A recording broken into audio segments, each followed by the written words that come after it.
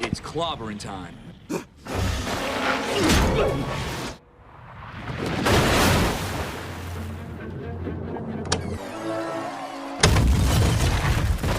No, it's clobbering time.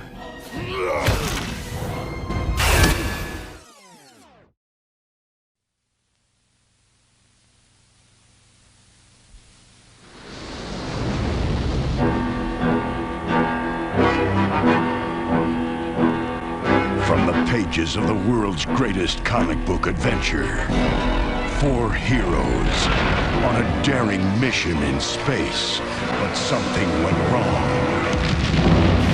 And it was devastating. They become the most powerful superheroes of all time. That I still just, even talking about it chokes me up. That's what, isn't this the final irony? Is why we're talking today. It's like the forces of evil are out to destroy their cosmic power. I damn near burst into tears right there in his office. And to survive, they must utilize all their strength.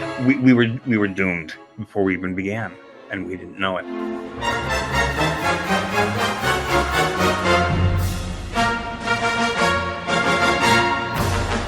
This is the story of how I got to know the cast and crew of the unreleased 1994 film Fantastic Four, and how I reunited the original live-action Doctor Doom, Joseph Culp, with his mask. And oh my God.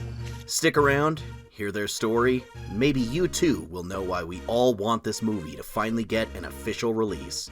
Here's to the future, my friend. Being Doctor Doom seems like a pretty rough deal, right? Wearing that heavy metal armor all day, every day. Did you know he actually sleeps in his armor? Mask and all? No wonder he's such a grouch. He should have gone with today's sponsor instead, Manta Sleep. Manta Sleep creates high-quality sleeping masks that help you have more comfortable, restful sleep. Ever since I was a kid, I've struggled with going to bed before 3 a.m., especially on school nights because my brain is always really active at night. Since Manta sent me some of their sleep masks a few years ago, I've been using their product to help me get to sleep faster before an early morning commute or important work meetings. And it has genuinely worked for me. And the newest masks like Manta Cool are even better, with cooling eye cups that keep your eyes moisturized at night, which helps my wife with her annual allergies. There's also the Manta Sound Mask with comfortable, adjustable earphones that can play music or white noise to lull you to sleep. They're designed with user comfort in mind, so it's easy to forget you're even wearing them. If you believe in the pro-nap movement, Manta Sleep is your best bet for getting restful sleep any time of the day, and I highly recommend you check them out with my link in the description. And with my discount code SleepZilla94, you get 10% off your first purchase. Now back to the video. Back in the summer of 2024, I made a video about the unreleased film known as Roger Corman's Fantastic Four. And much to my surprise, I quite enjoyed it and found myself really empathizing with the team that put it together, who were swindled by the German producer Bernd Eichinger from Constantine Films. He was the rights owner to the Fantastic Four movie license at the time, but he was going to lose the rights to Stan Lee if he didn't produce a movie with the characters before the contract expired. So within a few months of the approaching expiration date, he signed on with Roger Corman Studios, gathered together a cast and crew of young hopefuls, who genuinely wanted to make a good Fantastic Four theatrical film, gave them a very low budget, and then tricked them into making it for him when his intent was always to just cancel the film anyway. They completed an entire feature-length movie under some really grueling working conditions, just to have it thrown in the trash by some suit who didn't care. Eichinger's underhanded tactics worked though, and his ownership of the rights were extended another 10 years to produce the 2005 film, which is the one that actually got to come out. While their film eventually quietly leaked to the public and became sort of a comic book movie legend among fans, it's obscure and never had an official release. But by God, did I find it absolutely worth watching when I found it myself. I felt so sad for the crew behind the film because they clearly cared and put in a ton of love, talent, and effort into the film, despite their small budget, and they were unfairly screwed over by the studio system. 30 years later, and things still had never been made right, I had to say something. After I put out that video, those very same people ended up watching it. Nearly all of them did, and contacted me personally to thank me for making it. I started exchanging emails, phone calls, and video calls with the original Fantastic Four team. This is where I became particularly close with Joseph Culp, the original Dr. Doom. Wonderfully interesting. He was so appreciative of my review and raising awareness for their story, and we became friends as we talked about our shared love of comic books, cinema, and the craft of storytelling. Joseph asked my help with his launching of a Change.org petition to encourage Marvel to finally release the film. And he hooked me up with a chance to personally interview all of the other folks who worked on the Fantastic Four film by putting in a good word for me with them. I jumped at the opportunity to speak to them myself and get their first-hand accounts into what happened to the ill-fated film of Marvel's Fantastic First Family.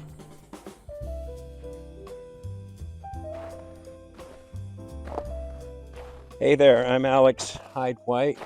I'm on the set of... No, stay where you are, please. This is why I'm doing it, because I want to honor your work. I'm on the set of a Christmas movie called A Christmas Drawn Together.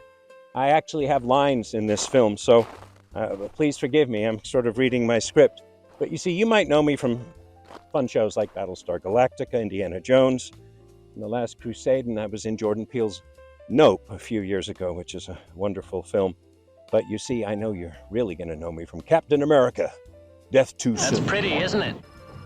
And Agents of S.H.I.E.L.D., of course. And if you're Xavier and you suffer from a rare neurological disorder that can only process information through its proximity to comic books, then you'll know, of course, that I was Mr. Fantastic, and the original Reed Richards in Roger Corman's ill-fated but marvelous version of the Fantastic Four. The Fantastic Four it's infamous. It's a heck of a story, you know, and if you'll indulge my colleagues and friends to tell it one last time, perhaps like Javier, you'll gain a greater insight into the people telling it. Actually, it's Xavier. So we ask that you listen with an open heart, an open mind, and stop emailing me to do a Zoom call if your name starts with the letter X. This is our story. Okay, I'm ready to work now.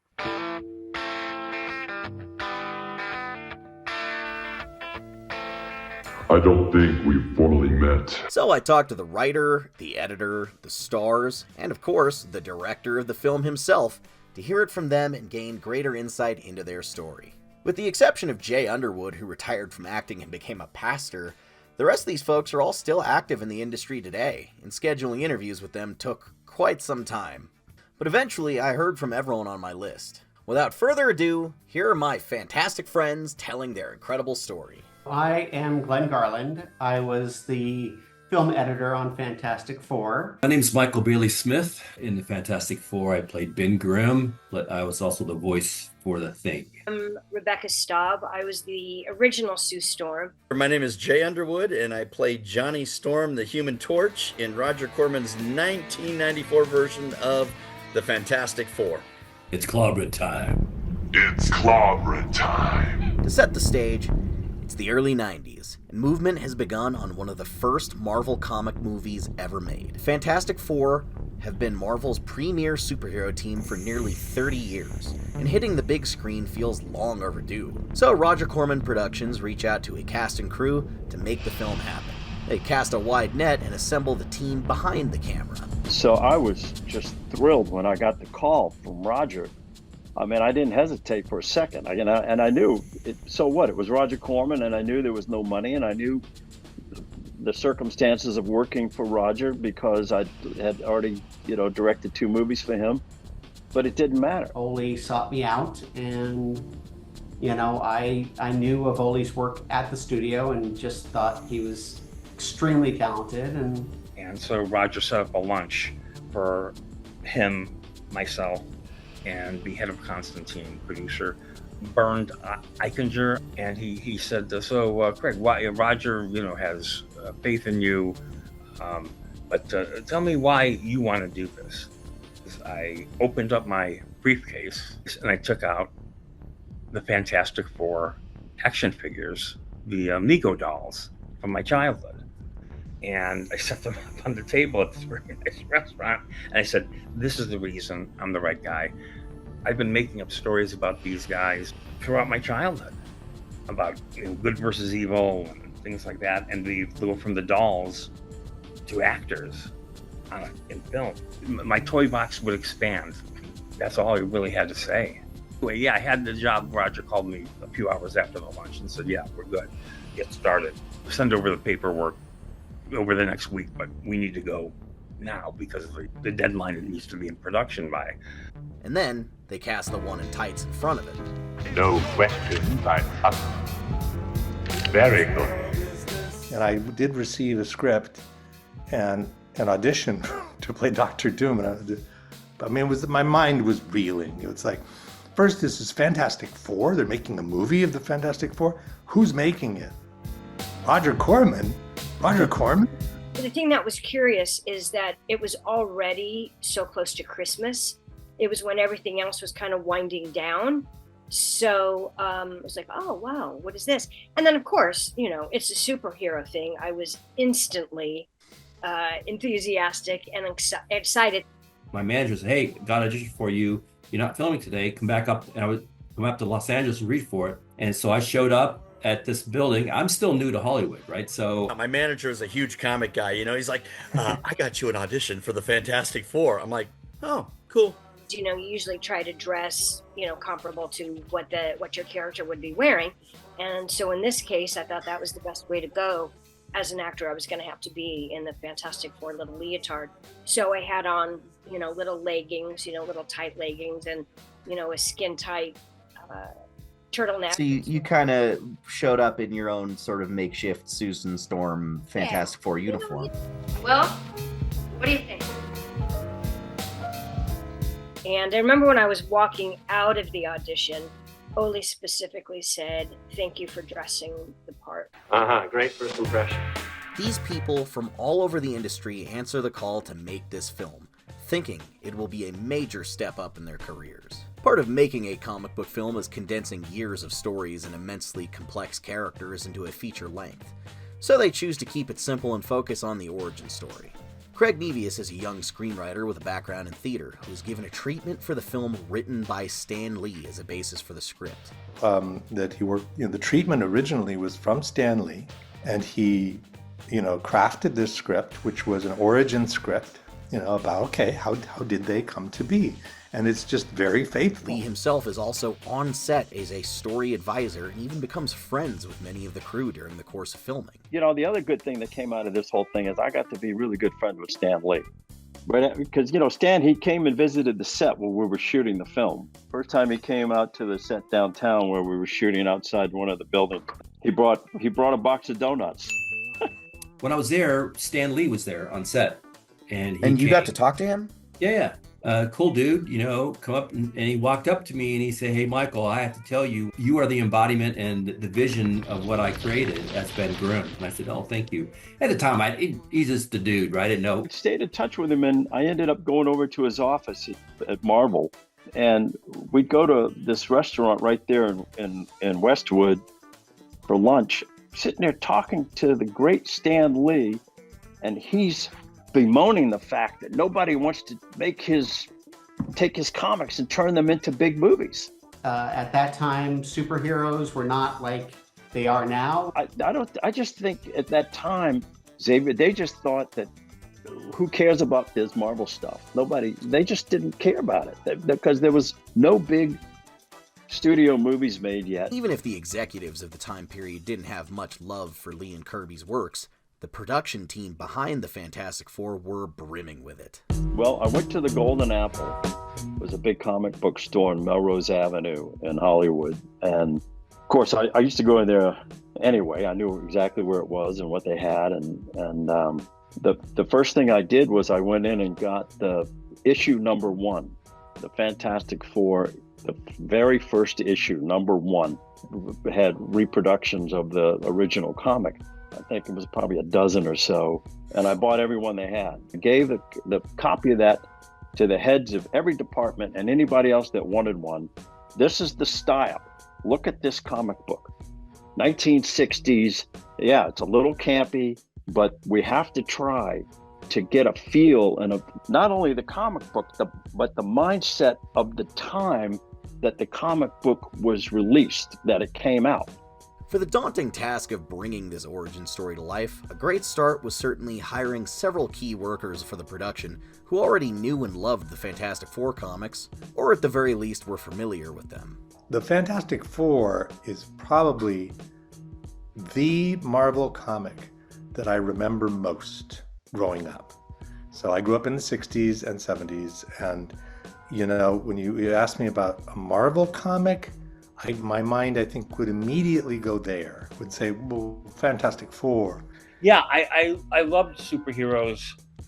My two passions throughout my entire life, Broadway musical theater and superheroes. But I bought Spider-Man, Batman, Fantastic Four, Iron Man. I would get them all. I would sample them all. When I was a kid, I was a big Marvel fan, and Spider-Man was my guy. Fantastic Four was right up there because they were always known as like the first family. And on the other hand, some of the crew weren't fans of the team before production. I was definitely aware of it, but I wasn't like a huge comic book fan. Yeah, of course, I've heard of it. I wasn't at the time into comic books or that whole universe. And I have to say the answer is no. I got the audition just like any other audition from my agent through breakdowns. And I will admit and say that I was not a huge comic book fan. I was familiar with Mad Magazine, Cracked, even the Archie Jughead comics, but that was about it. But there is a huge shared drive to research these roles and understand the characters as deeply as possible.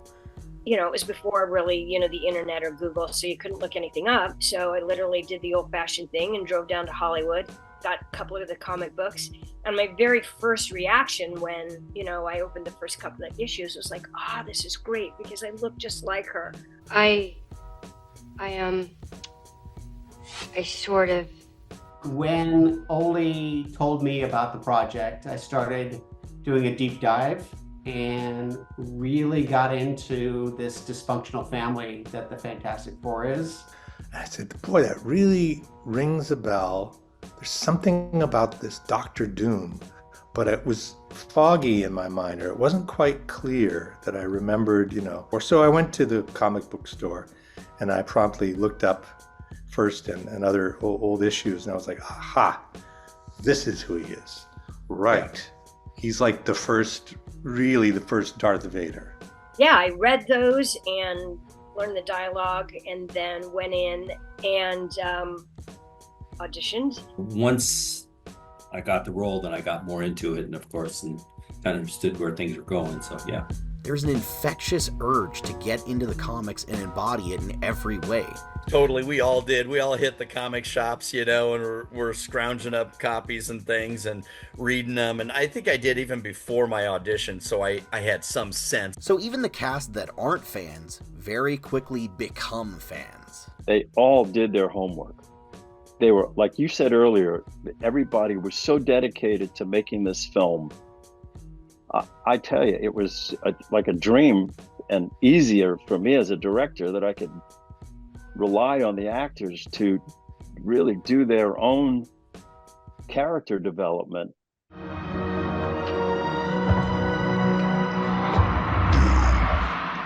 Immediately, the mutual love for the comics turns into a quest to make the best representation of them they could. And this cast and crew really understands the assignment. But I was hooked. I was like, okay, I'm a mad scientist. He's full of grandiosity and power, and he's kind of a narcissist, and he really believes he is heir apparent to the power of the universe, And so I kind of got under that. There's a sense that they have such a deep love, admiration, and understanding of these characters, and a desire to recreate them on screen as accurately as possible. I said, well, one thing I know is this guy's got to be big. He's got to have power. He's got to speak with command, and he's a tyrant. And I just kind of went for it. I tried to fill Dr. Doom and make him soar. Ole said, that was great. Can you do it again? And do it even more. He just went off and came back with Shakespearean, the gesturing and posturing and everything that he did, the way he manipulated that costume and embodied that. And once I got the role, then I had to work like crazy very quickly to find how I was going to perform. Just to do a good audition is one thing, but then like I've got to find who this man is. Why is he so compelled to do what he does? Why is he so driven? And I went into the backstory with his mother and his father in Latveria. His mother was taken by Mephisto and trapped in hell. It was not written in the script, but I put in little hints about that. When they're going to capture Colossus in the beginning with the experiment, I have this little medallion around my neck, and I just did it, and I said, Ole, you can use it or not, but I'm doing this. And I took the medallion out. Still seems to me that your calculations. Kissed it and put it back. And when he says, I will not fail to do this. I will not fail! I will not fail! It was coming out of this mission to save his mother. It really was a spirit of the character that he kind of infused into all of this plastic. I mean, You may call me Dr. Doom. that to me is why I think one of the reasons why he is to this day the best Dr. Doom. This is the kind of motivation and love you want behind and in front of the camera on a project like this. We don't have the money to do the visual effects that are warranted for this film, but we can definitely get the essence of the characters that are in the comic book. My background as a playwright, and depending on character to move the story or to bring the audience in rather than spectacle. And as I said, that was a requirement because the spectacle was going to be very limited, few and far between. I tend to be a high energy kind of guy, and I kind of saw Johnny Storm that way, and certainly he has that hot bloodedness to him as well. I said to the producers, I'm like, okay, so wait a minute, in the comic he has blonde hair, yeah, we're gonna need to dye that. So every actor is worried about being real and will it be fake? He's saying you can't underplay this. It has to be the top. That's who he is. Our intention, as well as the writer and Ole, the director, was to keep it as accurate to the comic book, because this was in the very beginning. Like I said, we shot it in '92. It was supposed to be released in '94, but none of these superhero movies existed yet. Like, this was going to be one of the first. Obligation and I guess reverence was really towards the fans. They're the people that know these stories inside out and these characters inside out, and it's our job to honor it so that when they watch it, they accept it. I've often found that it's a bit of a misnomer to call the film Roger Corman's Fantastic Four, because he only produced it. Through and through, this is Ole Sassoon's Fantastic Four in the same way as Burton's Batman, Donner's Superman, or Raimi's Spider-Man. Imagine calling that movie Avi Arad's Spider-Man. Sassoon was a major guiding force on set for maintaining the hopeful tone and keeping his team of underdogs motivated for success. Ole Sassoon, the director, he called us all over to his house, and it was kind of like the coach giving the pep talk before the game. He basically said, "Gang, I'm so thrilled that you all are a part of this and we're doing this together." And he said, "Here's the thing. We know we don't have the money to do the special effects that this movie really needs. So," he says, we just need to work hard on what we have control over." There was so much love put into it. That's, I think, the key, is that Ole was this great leader that made everybody really care. And he says, for each of you, man, just come on strong with your characters. Just know your parts, know your characters. And he said, frankly, we have a script that stays really tight to the comics. So we're gonna, we'll trust that and we'll go that route. We're all in this together, and let's just do our best. Okay.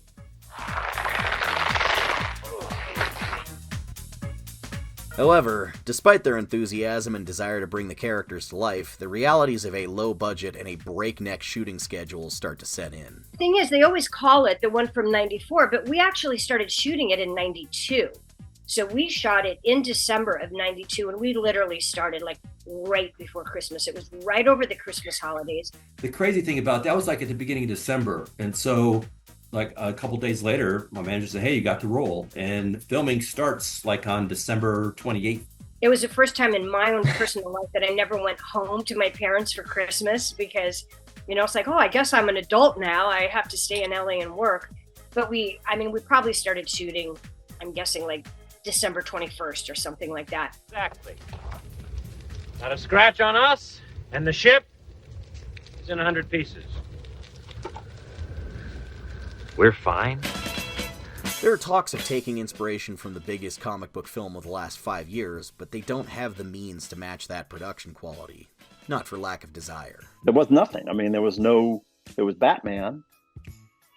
Tim Burton had just finished Batman, I think, around that time. You know, I was a fan of some of the early horror films like Nosferatu, and what they did with light and shadow and minimal set pieces in foreground, middle ground, and background. And I talked to Mick Strawn, the production designer, said that this is what we have to accomplish because we don't have any money to do it any other way.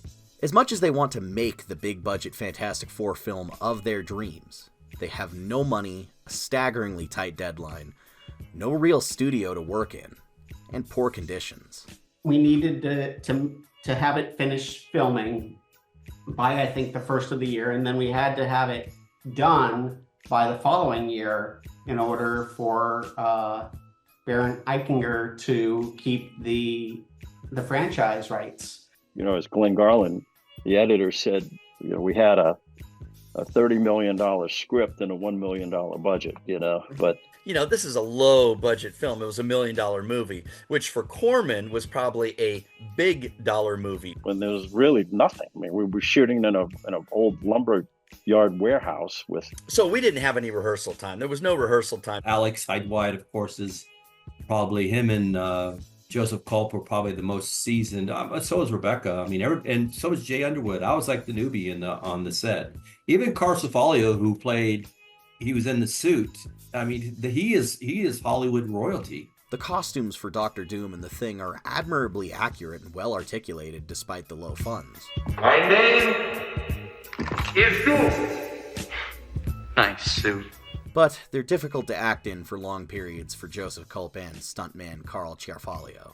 I got that role. I said, hey, so I'm get to play, the Thing, right? And they go, no. I go, what do you mean? He goes, oh, well, we had to hire that character like 4 or 5 months ago because we had to hire a stunt guy to go into the suit because we know how most actors are in suits and they don't do well. Heavy, hot ass rubber suit. There was no cooling device in it at all because everything was, like I said, had to be done so quickly, so fast. I think the boots on those things, on that costume, when he finished the day's work, always had close to an inch of sweat. But anyway, great guy. And I was there every day that he was there on the set. And I made sure that what he was doing matched like what I was doing. He'd ask me. He's a great guy to this day. He's a great friend of mine. I love the guy. Oh, you guys have kept in contact? Oh, yeah. He's going through some really tough times right now, physically. When you do stunts for 20, 30, 40, 50 years, it takes a toll on your body. And that was a whole other part of it, is that I was encased in a suit. Watch yourself, Mr. Grimm. I can do a lot of damage before you get hit. It was grueling. And I'm not like, oh, poor actor. I had the job. I was happy about that. I rehearsed Doom. I practiced voice. I worked on gestures because I thought I'm going to be incarcerated in something. So it's got to be a very physical role, very physicalized. Often the way it is in the comic too. I mean, you see him take these gestures, these imperious stances with his cape flying. It's like we got to do that. Find them! And then they put the suit on me. It was like, now it's for real. I was sweating from the get-go. I was already in a bodysuit, and then they clamped on all the pieces. after a few minutes, I realized this is hell. They must be drained completely and absolutely. This is really, really aggravating. I've got to move. I've got to act. I work with this thing. I'm kind of dying in here, and I was really frustrated. And as any good acting teacher will tell you, they'll say, "Yeah, use it."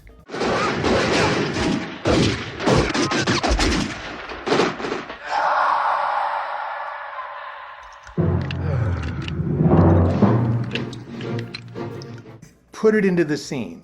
Put it into, how angry he is at Reed, at his lust for power, and how he wants to dominate everything. I'm going to enjoy killing you very much.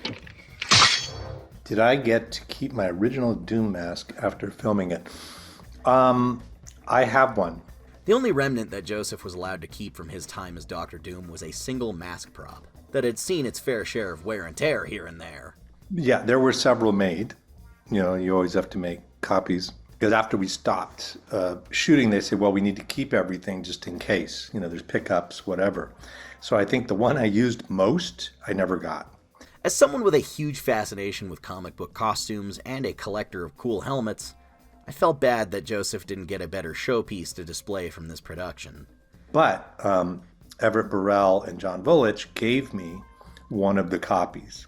The mask he kept was fragile and degraded from time. But I think it doesn't have like the Velcro strips and the things that to assemble it with the headpieces and all that. Surely the first and best Dr. Doom deserved something a little better than that, I thought. Production was difficult, and everyone here deserved something to show for it.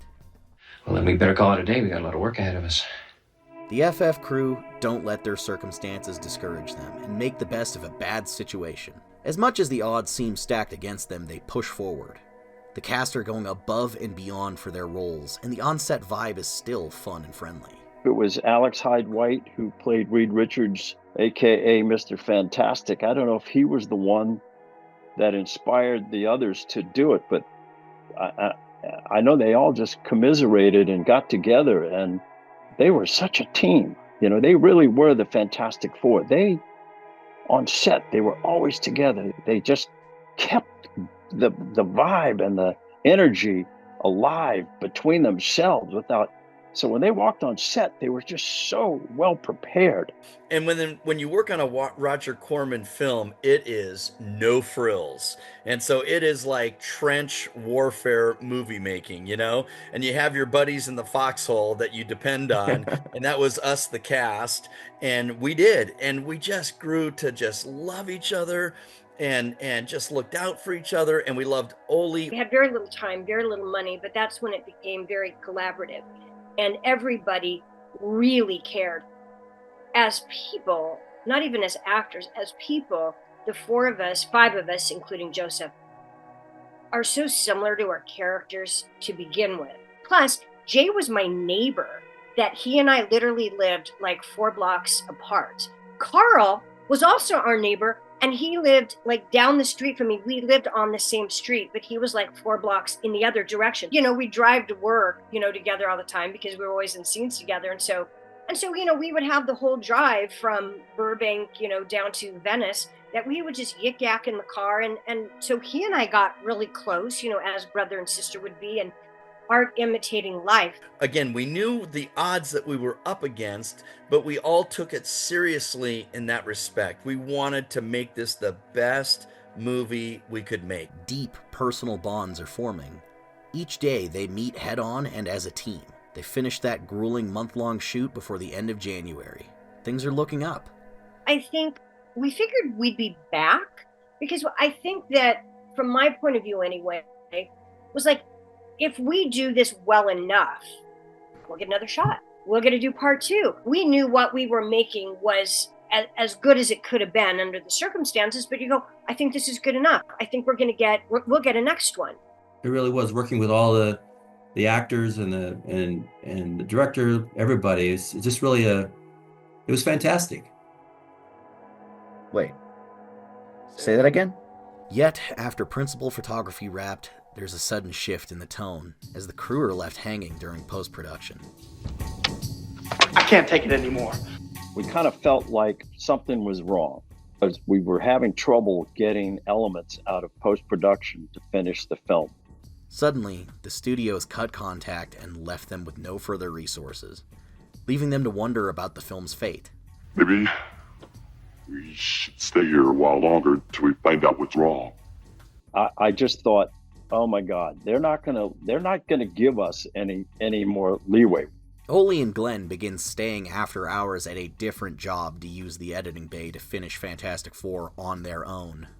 We had to get somebody else to finish the movie because we were still working on the film. I was directing another movie, and I hired Glenn Garland, the same editor that did the Fantastic Four, to cut this other movie I was doing for Cinetel.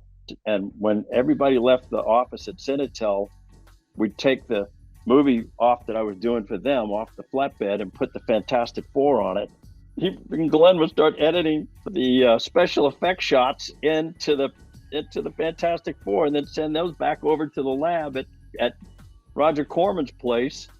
You know, we're driving the shit over ourselves and dropping it off and picking it up and getting the elements that we needed to finish the movie into the film over at Photochem. And so we just said, what else do you need to finish the movie? We'll make sure you have it. We said, we need this, we need that, we need this. Okay, we're going to bring that. And we would just go do it. Because of the studio's sudden cold shoulder routine, they are denied the money needed to re-record Joseph's voice lines as Dr. Doom. It would have been like, oh, okay, who's bringing Joseph into a looping stage? Who's paying for that? How are we going to get that done? The post-production supervisor had also said to me, look, man, you're pushing your luck. You know, get this thing done with what you've got now. So the only usable audio was what was recorded on set, which was often muffled by his mask. That is when I'm finished with you. Making his lines at times unintelligible in the final audio mix. Coming from you, Dr. Richards, that is quite a compliment. This lack of vocal clarity becomes one of the film's most notoriously rough edges, much to the chagrin of Ole and Joseph himself. The pressure of getting the film just finished. And also, I thought, yeah, the sound at some point is not great. However, the performance is frickin' brilliant. Goodbye, Dr. Richards. To this day, I know we could go back and redo the loop it again, but man. Editing continues anyway, and the crew are too dedicated to quit now. They have to see this through. You know, we had a lot of challenges with visual effects, but we found a great guy who ran a company called Mr. Film that, you know, he put his heart and soul into trying to make it as good as possible when there weren't that many digital effects at the time. Even well into the brutal slog of post-production, they used their own time and money for additional photography. When we did it, was Mark Sykes, the casting director on the film, wore the suit, pulled up in a van at a red light, the van door slid open. I said, okay, man, I'm rolling. And he jumps out of the van and goes across the street. And that's in the movie. Oh my God, when I think about the shit we did to get this movie made. And hiring an orchestra to do the music. There's so many other things that we could talk about, like the guys that did the music.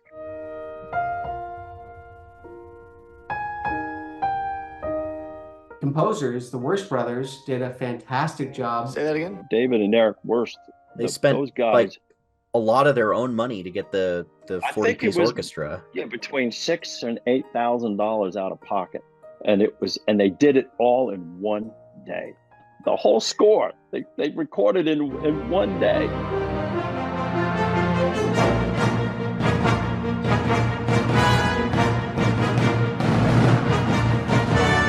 For the orchestra themselves, and there's a lot of beauty and heart and themes that they created. And the music, man, it's James Horner-esque. I mean, it is so brilliant.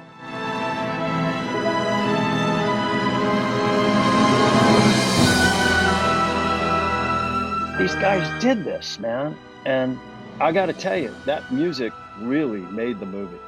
It's finished now. So like a card player down to his last dime, we played, we took a chance, we went all in.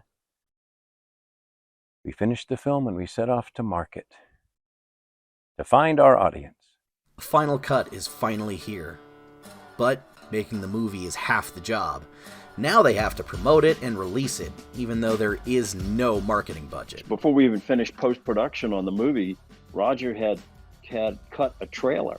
They were going to show the trailer at the Shrine Auditorium there was a Comic Con was there or something like that. And so I remember me and Alex were sitting in the back as people were filing in. The line to get in to see this trailer was out the door, down the street, and around the corner. It was huge. And boy, did we find one. My gosh, they all turned out to see our pretty cool trailer, where we had British vet Ian Trigger as the jeweler proclaim, "The diamond is not for sale." The diamond is not for sale at any price. The jeweler meant really nothing in the universe, but we didn't have the mole man, so there it is. Indie filmmaking at its finest. When they played the trailer of the movie, Alex turned to me and he goes, "Man, we got to do something about this." Lead actors Michael Bailey Smith and Alex Hyde White aren't content to sit idly by either, and contribute to the film's marketing of their own accord with their own money. I think this is an opportunity for us. And I said, "What do you think?" He goes, "Well, we get..." And so he and I kept in contact. And he says, "We need to hire a publicist." I said, "Yeah, how much is it going to cost me?" And then so we reached out to a guy that's like this young and up-and-coming publicist. I'm the one who paid for it. It's show and tell time. They create their own press tour and hit the convention circuit. Yeah, so we did a lot of crazy stuff, going to children's hospitals. We had autograph signings in both areas. We had autograph signings everywhere. Then they get the movie promoted in magazines and news outlets. We had been in Fangoria magazine. We had been in a lot of different publications. Roger was talking about I think 800 screen release. They're full steam ahead to make this film happen, and Alex and Michael's grassroots marketing campaign was actually generating hype and interest from fans. So I had a VHS of the trailer, and I asked a flight attendant, "Can we put that in for the plane?" And they played it on TV. Everybody was cheering. Oh my gosh, it was pretty cool. Yeah, they were going to do a premiere. They were ready to send all the actors around the country. So it was all coming together, and we were finished and we were mixed and ready to go, and suddenly the rug got pulled out from under us. I got a call from Roger. He said, "Ole, it's Roger, I'm sorry, we're not going to be able to release the movie." I said, "What happened?" He said, "They paid me not to release it. They paid me an extra $1 million not to release the movie." And that was it. But he said it was their property and there's nothing else we can do about it. The crushing truth finally emerges. The film is shut down, even though it was already completed. Ole called me. I think that after Roger called him, he started calling the people who had worked on it. And Ole and I had worked in the trenches together very closely for probably 9-10 months with these visual effects. So we were very close, and I might have been one of the first people he called, and it was devastating. So we were led to believe that this was going to be a film that's going to be released. And as an actor, I don't care if you're doing the dinkiest role or the biggest role or whatever it is, you put as much effort into each role. It doesn't matter. I never thought the film was going to be shelved. We always thought that the film was being made for theatrical release. We had a mutual friend named Jim Moore who was doing the publicity, and he called him and said, "Okay, Alex, the jig's up. What's that?" He says, "Well, no, the premiere of the film is now not going to happen." Just come here. Come on.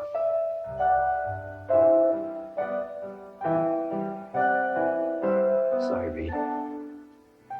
But I didn't want to talk about it because there was a perception that I didn't want to defend, which was, oh, the movie was so bad it couldn't be released. Oh no, and it wasn't true. There was a mechanism going on, which I'm sure you'll get to, but because the decision was made beforehand. They've been given a cease and desist from promoting it any further, and the crew have been asked to return all copies of the finished film. No, I had to give that back. I couldn't keep it. Before Ole turns the film in, he makes a copy for his own personal collection. Luckily for us, that one of the producers on the film allowed me to have a copy, and she kind of slipped the 3/4 inch copy into my hands, and I went over to Lightning Dubs to get a copy made, And just for me. A pivotal decision that would change the course of their story forever. He just doesn't know it yet. But for now, this is where they part ways. And the film is officially silenced. It's so intense, and it's personal and emotional, and you get close to people in such a short period of time. However, when you're finished, everybody goes off on another project, and over time you just kind of lose touch, you know. But not with this. I don't know what it is. I guess maybe it's because we were all punched in the gut together when they took the film away from us. Despite Fantastic Four's failure to launch in the early 90s, the cast and crew formed many lifelong friendships and a strong mutual bond through the experience. Everyone involved in the production ended up becoming a sort of found family of their own, and have been in contact ever since, still maintaining those strong connections to this day. We are a family, in fact. You know, the thing that we did together sort of was unifying. And then what happened to us was unifying, which is that, you know, our sort of moment of glory was, you know, riven away. Joseph was just actually over at the house here last week. He lives in France now, but when he's back in town for a while, he used to actually stay in our guest room. And then, you know, it did bond us. And Rebecca Staub and I always remained really good friends over the years. I see Joseph the most. Alex and I have done other stuff together. I did some audiobook work with him at one point. Alex came to my wedding. I invited everybody to my wedding. I just got remarried in April. Alex came with his wife, and Jay Underwood, who kind of, you know, got out of acting, but, you know, he always stayed in contact. You know, I just talked to Alex Hyde White. He called me out of the blue just yesterday, in fact, and he comes to visit sometimes. He'll come to New Orleans, and we'll go out and have drinks at a really cool bar in the French Quarter. And we did become a family on this film, and I think in some ways they are like a second family. You know, we're all just very close, and it's a beautiful thing, man. And all those early 90s appearances, they took hold, only to bear fruit some 30 years later. So instead of leading the Council of Reeds, I am here. And that's wonderful.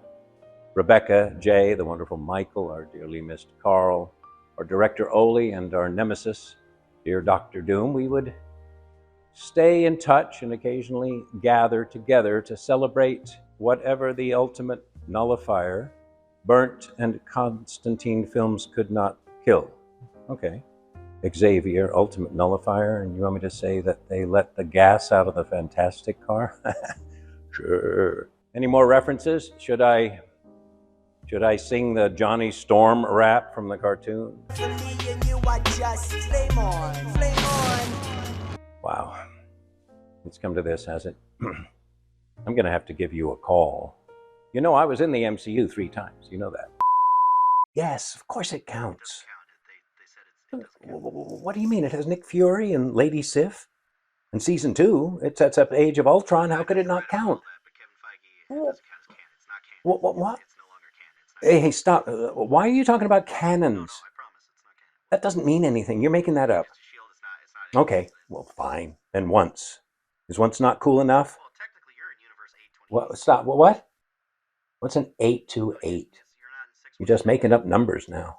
Eventually, after a little over a decade, Bernd Eichinger produces a tentpole, big-budget Fantastic Four film that is met with a tepid response from fans and critics.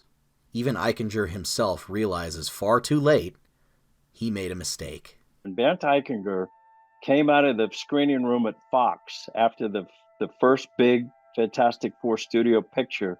He came out with him and Robert Kulzer, who was an executive assistant at that time when we were doing our version of it, came out of the screening room, and Bernd Eichinger looked at Robert Kulzer and said, "Ole's version is better." Robert told me that when I was in LA visiting with him a few years ago. He didn't have to tell me. He told it to me. He volunteered that. I never heard that story all these years, and I damn near burst into tears right there in his office. I did put my heart into it, and everybody else did too. Ole and the cast, the crew, everybody was very excited about this because, yes, it was a big name title that would get a lot of attention and possibly be a great break or a step up for a lot of people involved, myself included. But more than that, it was just something they wanted to do. But I feel like there's certain people who this was their big shot. And if it had been released, it might have propelled their careers to something really amazing. And we'll never know. And while the promise of a major superhero role expanding their careers to new heights didn't come to fruition, many of them continue to work in the industry even now. Joseph was just in that Menendez Brothers show on Netflix recently, sharing scenes with Javier Bardem. Oh yeah, it was that the boys did it. Alex is in Jordan Peele's Nope. Rebecca has been in dozens of movies and TV shows. Glenn Garland has edited some major projects in the realm of horror movies and TV. I am probably best known for working with Rob Zombie on Devil's Rejects, Halloween, Halloween 2. I also have worked on a bunch of different TV shows like Poker Face, and right now I'm working on Welcome to Derry and have worked on stuff like Vampire Diaries. They were definitely discouraged by the tragedy of Fantastic Four, but they continued pursuing their passions and living their lives, bonded by their loss and united as a family. Life went on, but what they could never have planned for was that the film would find an audience with a younger generation years later. One of Roger's lawyers, who I had a good relationship with, said, listen, this was always the intent or the very possible result. And by the way, here's a copy of the film. Make yourself a copy of it. Don't give it to anybody else, but here's the film because you should have it. And so I took it to one of those places that dubs television movies for the studios and networks called Lightning Dubs. I had them make 3 copies of it. And luckily, whoever was doing the technician or the guy who was working that night, because they would do all the dub, they had dozens and dozens of a wall of VHS machines and 3/4-inch video machines, because TV shows and the networks would drop off their master tapes over there and they'd run off copies.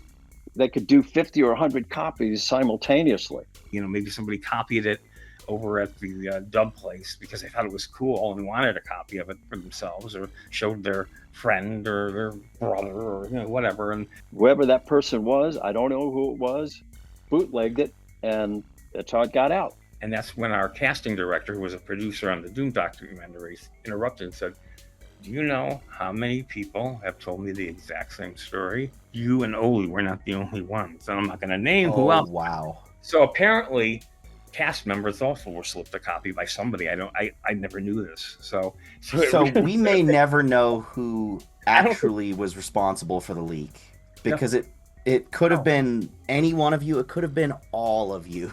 That's right. I mean, thank God, because over the years, it found an audience. Because of a happy twist of fate, a copy of Fantastic Four has leaked to the public, despite the film being permanently shelved. The exact circumstances of this are murky, but the film persisted. Since then, this same copy has been replicated millions of times on VHS, bootleg DVDs, and copies all around the internet. Even though it was never meant to be seen by the fans, they found it anyway, and the response was miraculous. How did you guys get that? Well, I can't really tell you, but but it was always a VHS to a VHS to a VHS copy. In 30 years, the Fantastic Four has been bootlegged a million times over and seen by God, who knows how many. And here's the big news, liked. The mystery surrounding Oli's Fantastic Four film has ironically made it more sought after than if it was released back then. In trying so hard to suppress this film, Constantine Films inadvertently boosted its profile into a hidden gem and an underrated classic in the genre. If this movie wasn't shelved, and if it did get finished and put out there, it'd been known as a really good film. But because it's low budget, he would have been like the other low budget films, right? They would have done the film, and then it would have been, okay, it's fine, and no one would be talking about it. The beauty of it is that it was shelved, and because it was shelved, it built this underground, like, why not? Why didn't it get released? That's what, isn't this the final irony? You know, is why we're talking today. Is like the irony of the story of the Fantastic Four, 1994, is off the chart. You know, it's a phenomenon. It's become the lost treasure of comic book films. People want to see it and have worked to discover it for themselves. And I think that's why it's endured. I think that people have seen the other movies and they have much bigger, more interesting visual effects, but I think people look at the Fantastic Four that people feel like they understand the characters, they understand the dynamics, they understand the conflicts, they understand the love between the characters and the fighting between the characters. But I started looking at it differently when people started appreciating it online and talking about it and writing articles about it. The general consensus from comic fans has been that despite its budgetary shortcomings, the film has merit because of its whimsical direction, the hopeful tone, its strong casting, the scrappiness of its effects, the uplifting original score, and the overall incredibly faithful representation of the comic. And I look at the comments under the film on YouTube, and God almighty, it's all 99.9% of it is all positive. There's a renaissance of ours every time one of the other films come out, and ours always stands up for the kind of reasons that you've mentioned. I mean, it made my head spin, but at the same time, I was so grateful to the Fantastic Four fans out there, and I'm talking about kids from 15-year-olds and all the way up to adults over 30 years, would just come up to me and say, "Ole, we like your movie better. We think your version of the Fantastic Four is better than all of the big ones." That's how people feel. Like again and again and again, I hear people go, "It's the best one." This film is 30 years old, like with no real special effects, no budget, nothing other than, a strong script and a team that was just determined to be victorious. That's why it keeps rising, onto the stage. Fantastic Four fans of the modern day have reclaimed the film and accept it with open arms, much to the surprise of the people who created it.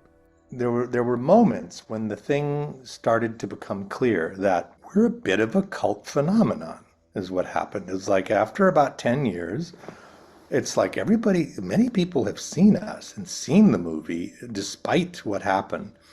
And now people want to ask about it, and they want us to come to Comic-Con, and they want us to sign. And it was like we set up shop and said, we'll do it. There was a Comic-Con in St. Louis called Contamination. They actually screened the movie. They had all of us there. And it was so amazing because you wouldn't think, like, watching it in the conference room would be that fantastic. Say that again? But it was. The sound was incredible. Like, that was the main thing. Like, to see it on a big screen and with sound that just made the room rumble. And the most important ingredient was the audience itself, because it was everybody, it was all of us.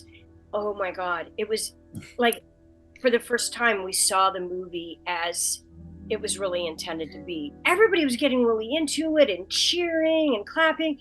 And then the stuff that is kind of, corny, like I said, just because of the budget, was fun. And so people weren't laughing at it. It was very endearing. And so, we had stuff that we didn't realize really how funny so much of it is, because it's all really deadpan. But it just had absolutely every ingredient that you would hoped that it would have.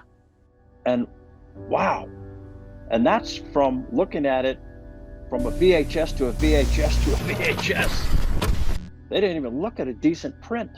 And just after the 30th anniversary of the film's cancellation, something huge happens. That was just it was such a delight. It was such a treat. I mean, we all just couldn't hardly believe it. With my video about the film, as well as several others from creators all over YouTube, the tone had changed. Instead of treating the movie as a joke or a piece of obscure trivia, The fandom started to advocate for it and began to seek justice for what the cast and crew were put through with the film's late-stage cancellation. The timing of all this worked out to become a wonderful thing, because in the months while I got to know them, the original 4 team members were summoned for a last-minute reshoot on the set of Fantastic Four First Steps. First Steps was first kind of getting made, and kind of was tossing out the idea, and they said, gosh, that does sound like a cool idea, but the movie's already locked and they've cast it, and they're already just starting shooting in London, and didn't sound like anything would happen. A year later, and the movie is coming back to Los Angeles to do reshoots, and both the director and one of the producers said, you know what, this would be the time to include the original cast. Yeah. I went to Kevin, and Kevin loved the idea, and he said, do it, put them in. So we get this call one day just out of the blue, the executive producer's Grant, and he says, we love the original, we love what you guys did, we love the heart behind it, and we want to include you guys in the new one. And it was like, just pull my jaw up off the floor. And we don't even know yet how we're going to incorporate you. We got some ideas, and we're going to try some different things, and we'll see what works. Hey, you Fantastic Four! We got to go again on that one. I can't count. They wanted something with all of us, so they put us all in a little bit where we go, thank you, Fantastic Four, and it's real quick. Fantastic Four! The guys at the power plant, and then Alex, of course, had a nice deal as one of the main reporters. Countdown continues as the Fantastic Four prepare to welcome a new member to the family. Needless to say, preparations inside the Baxter Building are well underway. Rebecca is also a reporter that you see up on like Times Square on the building towards the end of the movie, because we shot that in May. The movie is scheduled to be released in, what was it, July? A few weeks before, I texted Grant Curtis, the producer, and I just said, by the way, are we even in the movie? I mean, did we make the final cut? Because you never know. And he goes, I'm happy to say all of you made the final cut. You're all in it. Marvel Studios' mega-budget take on the FF had acknowledged the original cast with a series of cameos and a very heartfelt featurette dedicated to them. The cool thing was they treated us so kindly, so just like rolled out the red carpet. I mean, it was just a one-day shoot, but everybody, had a trailer, and you had flowers. I had my cast and crew Fantastic Four hat, that they gave us. Kevin Feige, signed a card saying, welcome to the family. And it was so cool. And they had the behind-the-scenes crew even doing all stuff about us and filming us while we were filming, and then we did all the interviews, which they turned into the featurette that they just released, and so they just couldn't have treated us nicer. And then the cherry on the Sunday was to get invited to the world premiere. After 2 consecutive reboots ignored or glossed over the Fantastic Four's film heritage, First Steps made a bold move in giving them the respect they deserve and inviting them to the red carpet premiere. Excelsior! No, I need to go again. Thanks for having us. But the story doesn't have to end there. Rumors have swirled for years that the original film negative was purchased by Avi Arad, a producer at Sony who claimed to have burned it to prevent the film from damaging the Fantastic Four's brand. However, the FF family are skeptical that this actually occurred. And don't tell me it's nobody burned up this film. There's a negative sitting in a vault somewhere, and it can be, retrieved and restored. I think that at the time, I believe that Roger was paid a certain sum of money, I don't know what it was, to not release it and to give the negative or the whatever we finalized it on. I think it might have been 1-inch tape. And that probably went off to Marvel, and I would be very surprised if somebody who makes films would not have cared enough to at least just put it on the shelf rather than to burn it. I've always said this in every interview that I've ever done, is that I think if your business is making movies, you just I don't think you could bring yourself, anybody that's actually in the movie business can burn film or burn a movie or have it destroyed. It's sacrilegious. I mean, it just goes so against your nature as a filmmaker, whether you're a producer, a director, a writer. You just don't take somebody's work like that and destroy it. I just can't imagine, that they would destroy the negative and or the work print. They firmly believe the original print still exists and can be used to put the film back into circulation if it could just be located and restored. I mean, I don't think it was burnt. I have a feeling that it was probably put in a vault someplace, and whether they could find it at this point, I have no idea. Somebody, either, it could be in a vault over at Fox. Who knows? Because, Fox was making the films, and now Fox is Disney. Essentially, Disney owns Fox, and I think it very well could be in a vault somewhere on the Fox studio lot. Some people ask me about legal ramifications, and I said, what's there to worry about? I mean, Marvel has ownership of all their properties now. I mean, this film happened at a time when they didn't. So whatever contractual thing was related to this film, they own the property. They can determine where the content goes. I'm sure of it. I'm with you, buddy. Me too. The entire Fantastic Four family has accepted me with open arms, and have treated me with so much kindness over the nearly 2 years I've gotten to know them. They've shared my video, advocated for me, given me advice, and offered me opportunities. My people. My beautiful, beautiful people. They even helped me fight back when Constantine Films deleted my original video and placed a fraudulent copyright strike on my channel. Constantine abused the copyright takedown system to scrub YouTube of all copies of the film and any videos discussing it, just days before the first trailer for First Steps was released. They're partial producers on the new film and tried to sweep the original under the rug once again. But the FF family guided and supported me the entire way through while I fought for my video. Having something I poured so much love and work into with my friends be taken away made me feel closer than ever to this story. I knew how they felt, only on a much smaller scale, and like how I fought and had my video reinstated and the strike removed from my channel, I want to fight for their film. And I want to show my gratitude to the people who made it, that have treated me like one of their own. Certain preparations must be made on our part. The great irony of Ole Sasson's Fantastic Four is that despite all efforts to silence it, our movie, that old original Fantastic Four, has become a fascination for comic fans and cinephiles alike for over 3 decades, just like these lovely folks here. The passionate support the film has received from young audiences has been a gift to all of us on the cast and crew of that original film. So, in the spirit of this season of giving, perhaps it's time to reunite our friend Joseph with a relic of his past. So let's see what Xavier, Gorilla, Mondays, whatever his name is, let's see what he has prepared for him.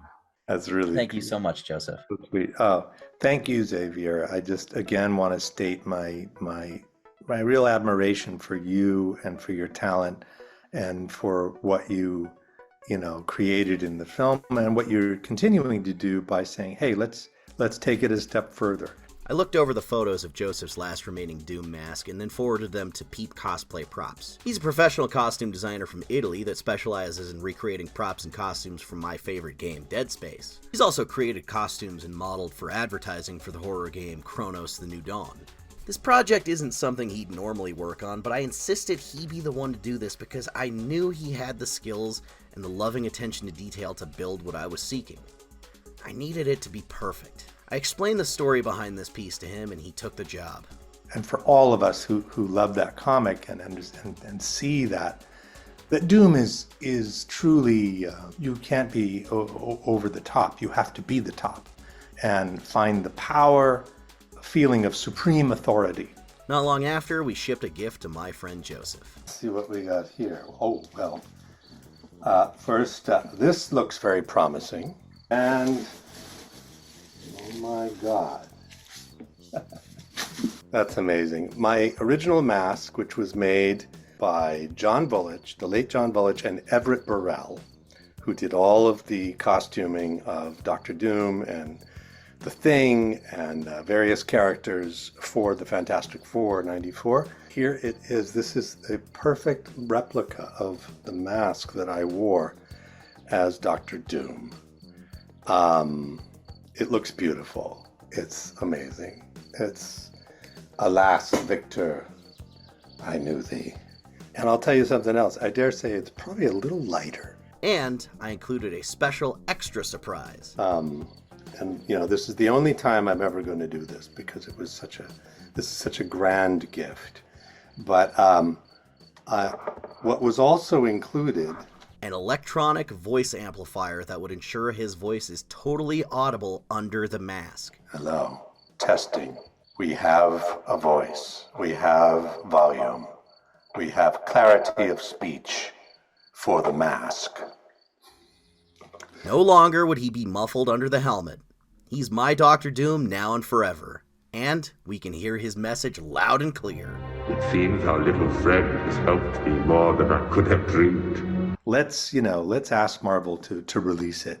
I think it's 30 years is enough to have something in obscurity and held back in this mystique. And people say, well, do you think it will lose the mystique if you release it? I go, I think we've had 30 years of mystique. I think now it's go to the next level. Let's honor this film for what it is. It's time for the big third act or whatever. It's time for the big moment for this film, and it's a good time. I know petitions rarely influence the outcome of decisions for these types of things, but I implore you, the viewer, if the story of these nice people has meant anything to you at all, please add your name to Joseph's petition. Yeah, when movies aren't released, it's just such an injustice to, everyone on the crew, too. These people are up early hours, late nights, missing their kids' dance recitals, baseball games, and Batgirl, or Coyote versus Acme, and this, and there's several others. Gosh, people put months of their lives, morning, noon, and night, and midnight hours, when they're finished.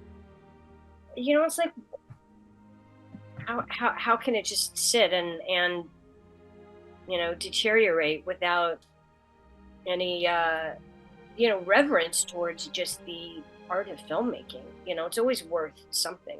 Even if you don't believe it'll amount to anything, sign it anyway, if only as a symbolic gesture of solidarity, just to tell this family, you hear them.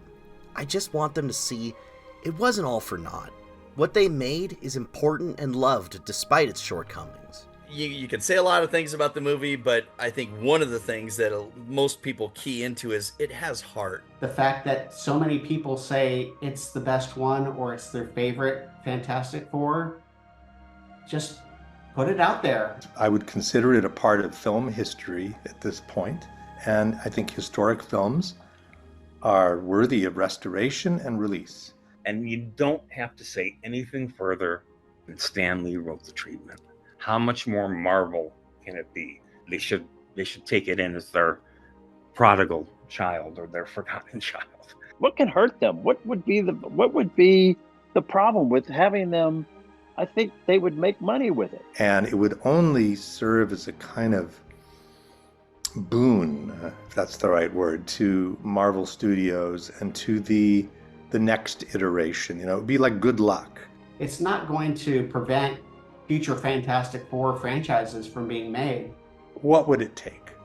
You brought that up so beautifully in your video. Like, come on. They could throw a bunch of guys at Marvel on this and in a couple months remaster the whole thing, throw it out there. I know the film's in the can. Just go clean it up a little bit, redo some of the sound, do some of the visual, redo some of all the visual effects could be beautifully enhanced for very little money. Even do some very light marketing on it, and there it would be.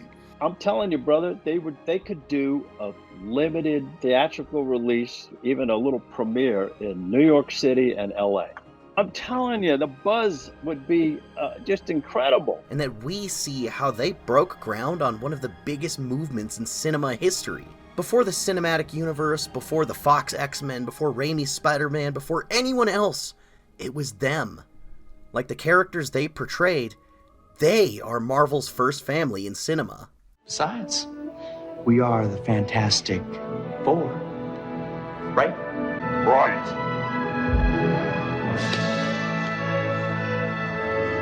This video is my tribute, show of support, and thank you letter to them. Where they were once silenced by the coldness of industry, the warm embrace of fans around the world can, in more ways than one, give them their voice back. This is Dr. Doom, broadcasting live from Latveria, with a message for you all. Release the Fantastic Four 1994. Release it into the mainstream. For the fans, for the artists, for the legacy of the Fantastic Four. Here's to the future, my friends.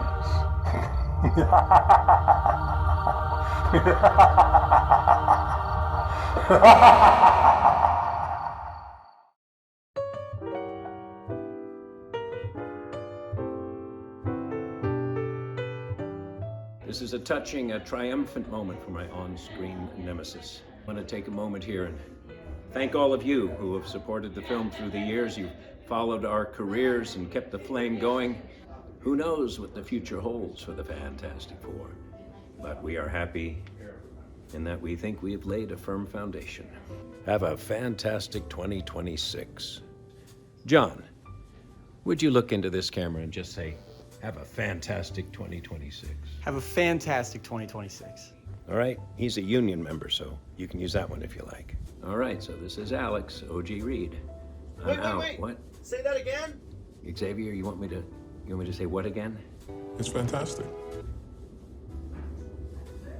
I think you got it. Think you can keep that fire of yours going a little while longer? We might need it, pal.